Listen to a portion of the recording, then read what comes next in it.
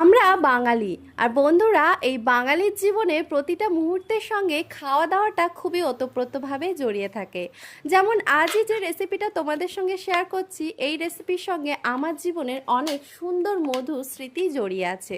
ছোটবেলায় যখন ভাই বোনেরা সবাই একসাথে জমায়েত হতাম মামা বাড়িতে, তখন মা বাবাদের চোখের আড়ালে আমরা ভাই বোনেরা অবসর টাইমে একটা ছোট্ট মতো খাওয়া দাওয়ার আয়োজন করতাম।